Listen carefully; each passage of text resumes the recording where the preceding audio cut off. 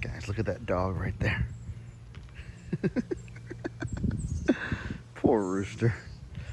It is so hot out here at 11 o'clock during Texas summer that that dog is passed out under that coop looking like he's dead. You seen him move, so you know he's fine. But my goodness, he's sitting there with his mouth dang near hanging open. No movement. That right there, if I could, he has flies landed on his head and he don't even care. That's how passed out he is. If there was one way to summarize Texas summer heat for any of you that don't live here and don't experience it, better yet, southern Texas summer heat, even closer to the equator than Dallas, than other parts of Texas where it doesn't get super duper hot. We live south of Houston, southeast Houston. I cannot even put it in the strongest possible terms how blazing hot it gets over here. That right there sums it up in a nutshell. Whose Great Pyrenees dogs do that? Sleep like that. Are you okay, bud? Hi, buddy. You getting some good rest? I know. Just getting nothing to give. It's so hot. I know, buddy. Are you okay? You just hot? I know, Roosteroo. I know. I know. Hey, guys. Hi. Oh, hi. What's wrong, buddy? I think he's hungry. I feed them plenty, though, so we can't get you too fat, little orange. Meow. He wants to get fat. I will buy y'all food on my way home from football today. I promise you that, little orange. Carrot, are you trying to get away from the little kitten? Is he harassing you? Playing so hard. Carrot over here is a kitten herself. We actually got her from Gigi. A family friend of ours had two of these bobtail kittens. Kim got one and G got the other.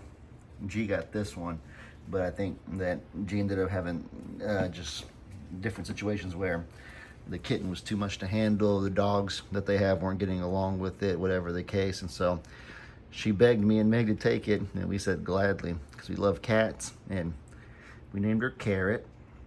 She's been a beautiful little addition for our family. She's still a kitten herself, like I said, but she's done such a good job mentoring our little Bruni. This is our rescue kitten right here. Meg found this one outside covered in fleas. Weren't sure if he was gonna make it or not, so we ended up bringing him inside. He was born to a first-time mom, so she was doing her best, but I don't think she fully knew what she was doing. In any case, we started bottle feeding him, syringe feeding him rather, and the rest is history. This is our growing boy. Right, Bruni? You're a growing boy. I know, you are so jealous. You want all the attention or the food, whatever it is. Meow. I love when he talks. Actually, this one here, little orange, we call him, is not so much a rescue, but a rehome as well. He's part of triplets that were born to a family friend near us, and they had a similar situation where they had a lot of dogs, and it was just not the most convenient environment for kittens. But Meg and I have the perfect place for cats. We're more of a cat place. And so they knew that and asked us if we would take them. And once again, we said gladly. And we got them. Orange and his two sisters, Daffodil and Little Bit, and the rest is history as well.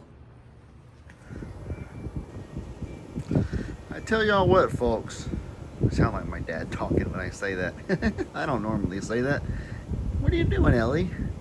I don't know what I'm doing. But as you can see, guys, there's like no activity out here today. It is so hot. The sun is just beating down. The clouds are doing the best they can to help, but not doing too much. Oh man, Texas summer heat is grueling. My little emus, I let them out. They're having a good old time. Just walking around, eating their grass. that's about all I got energy for today, is to open the gates, let them out, fill their waters up. I fill all the animals' waters and try to get my video for y'all. But other than that, I'm just gonna sit inside, take care of some indoor things. I deserve rest today, because today's Sunday. Yesterday, I had my flag football game. We played 2 games actually. We played 2 games a week on Saturdays in this 8-man league that I'm in, 8 versus 8. My dad actually came to it yesterday. I invited him to come when I seen him on, I think it was Tuesday or Wednesday, and I told him that we play on Saturday, and he was like, okay, I'll be there. And my dad came, and he actually got a live stream on Longhorn Lester's. I'll put a link in the description of this video if y'all want to go check it out. But yeah, my dad live streamed my flag football game, a little bit of it. He got to talk about kind of his thoughts on the whole thing, and I threw a few touchdowns in the game as well. We played 2 games, and he actually thankfully recorded the better game, because we lost one and we won one. He recorded the one that we were victorious in. Hey, Mr. Piggles. Hi, Mr. Fatso. Really hot out here, huh? Yeah, I don't mean to just go off on a tangent. I know y'all come here for farm animals and stuff. Don't worry, that's still the vast majority of our content always. But, you know, it doesn't hurt to spice things up every now and then. Something new. So yeah, y'all check out my dad's live stream of my flag football game if y'all would be curious to see that. You know what's funny actually is that we lost our first game to a team that I don't think was quite the best, but then in our second game we played the last undefeated team in our league, one of the best ones, and we beat them handily. Isn't it weird how things work? We beat a better team and lost to a not as good team. That's a beautiful thing about sports, that everything is not so concrete and finite. Things are always subject to change. It's all about matchups and just kind of the way the ball rolls, the way the dice rolls, if you will. That's one thing I love a lot about sports. I play quarterback for my team. The QB is the captain of the team, so he has a lot of responsibility. Having fun playing quarterback. I only wish I was a little bit taller though, because only being 5'8", it's really, really hard to see some of my teammates when they're open downfield. They'll be calling for the ball, and they'll ask me why I didn't throw it to them. I'm just like, dude, I'm sorry, I just couldn't see you. I just can't see it. That's one of the frustrating things about it. But you know, nothing I can do about it, except maybe I could get that limb lengthening surgery. Yes, that's a real thing. Did you guys know that? Height lengthening surgery. Do y'all know that's a real thing that they actually have out there nowadays? They've had it for about 60 or 70 years, maybe longer.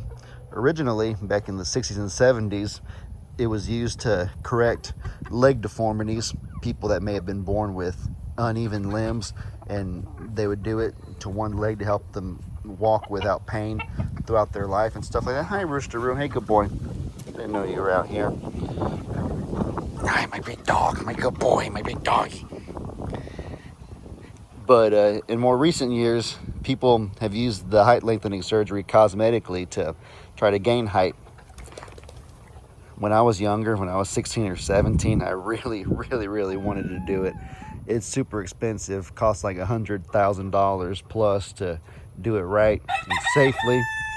You can go to some third world country and do it for pretty cheap, about $10,000, but the risk of infection and complication is high, and the whole point was that I wanted to play sports more effectively, so I was trying to gain $100,000 as a high school kid to do my surgery correctly. Never ended up happening though. And then now that I've gotten older, I'm 25 years old now, I don't think I need to do that. Meg's forbidden me from doing it. Jokingly, no, I don't need to do it. Sometimes I imagine how cool it would be to be 6'3" or 6'4". It would help me in football, maybe give me more confidence walking around in society, but it's definitely not worth it. I don't have the same height dysphoria anymore that I had when I was in high school. Hey buddy, I know it's so hot out here. It's crazy the way that height lengthening. There's some people that really do the procedure though, there's a guy who was 5'5", and I guess he wasn't happy about his height, and he had his legs broken and restructured to grow to 6 feet tall. So he gained 7 inches of height doing it. There was even a bodybuilder I saw who was already 6 foot tall. Lord knows why he wasn't content with that, but he had it done to grow to 6'6". A colossal of a man out there, a colossus. But no, I don't think height lengthening surgery will be in my future. Most of the people that do it, they don't have near the same mobility and body function in their legs as they did before. And so I'm blessed with the body God gave me. I'm blessed to have 2 working legs, to be healthy, be happy, have my beautiful wife, my beautiful family, beautiful farm, no complaints. It's also extremely painful, the height lengthening process. Bone is living, so the way it works is that they'll make a small break in your. You can do 2 sections of your bone. You can do your like your lower leg, your tibia right here around the knee, or you could do the femur, kind of the upper thigh. And if you do a small break, they insert a rod inside the bone, and if you slowly, like on a microscopic scale, you can expand the leg a little bit. You can expand the bone, and it'll kind of fuse and grow back little by little. So you just kind of expand a few millimeters, and then what's the word I'm looking for? You expand, and then it fills. You expand a little more, and then it compacts. You expand a little bit more, and then it fills. And you do that little by little. You expand a little bit, and you can gain 3 or 4 inches in each segment of your leg. Fusing, I think, is a good word I'm looking for. You expand a few millimeters, let it partially fuse. You expand a few more millimeters, let that partially fuse. And next thing you know, you've gained several inches of height. That's how they do it. And so you might be thinking, how could you grow infinitely? How could you grow? Why not grow 10 feet tall if bone could just grow forever like that? In theory, it could. However, the surrounding muscles, ligaments, and blood vessels, they do not stretch infinitely like bone can, because those eventually they would stretch and they would rip, or if you stretch them too much, they wouldn't function the same. So that's why they only recommend about 3 or 4 inches of stretching to remain safe. Anyways, I don't know why I just sat here rambling about that.